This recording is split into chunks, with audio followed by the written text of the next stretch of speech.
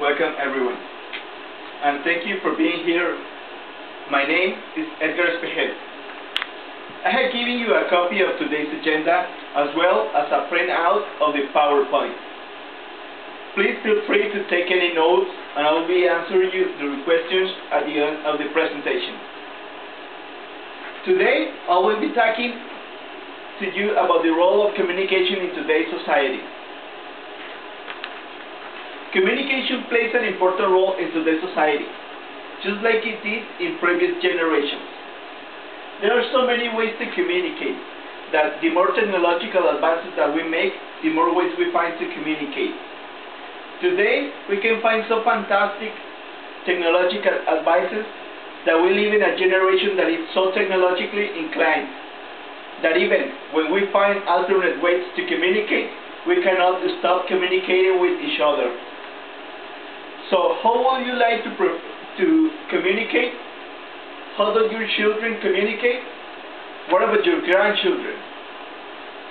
Communication is important if you want to create special networks and build rapport. Today, I will be introducing you to the types of communication networks that we have, to the different communication channels that are used in today's society, and to cultural diversity and the importance that is placed in communication. There are three types of communication networks. Downward, when superiors pass down the information to their subordinates. Upward, when subordinates pass up the information to their superiors. And horizontal, the lateral communication that is passed on equally. Downward is when superior gives instruction to his or her employees. Upward communication, this is when employees give suggestions to their bosses. And horizontal communication consists of information that is shared equally amongst employees, superiors, and or others interested in well-being of their business. Communication channels. Communicating in person, that is, many people will agree that if you communicate with someone in person, it is better because you can get immediate feedback. Teleconferencing. Teleconferencing, many businesses use teleconferencing when they cannot be there in person. Teleconferencing is also used for the interviewing potential employees that are far away. Telephone and voicemail. For many businesses, it is conducted over the phone because it is convenient, and although the person is not physically there, he or she can give immediate feedback. Written communication.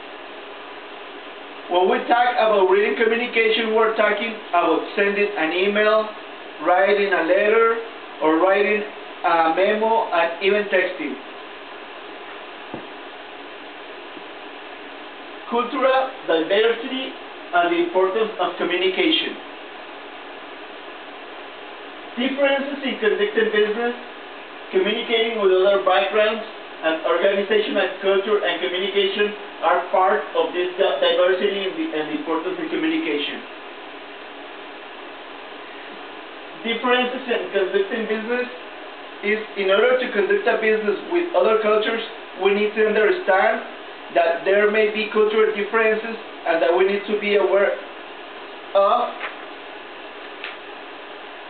communicating with other backgrounds.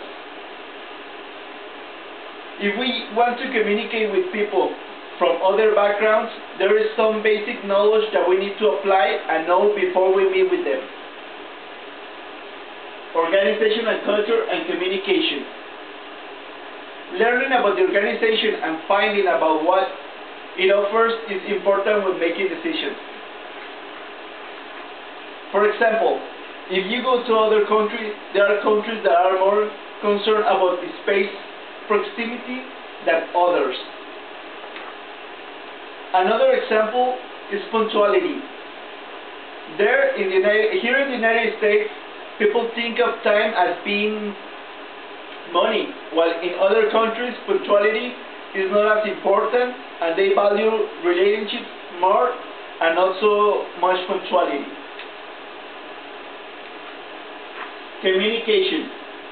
Communication is important in creating social networks and building rapport. We need to familiarize ourselves with the types of communication. Successful communication can be in the eye of the beholder, but we can make it more effective. I would like to leave you with some final thoughts. If you want to be successful communicators, we need to become familiar with the types of communication that surround our daily lives.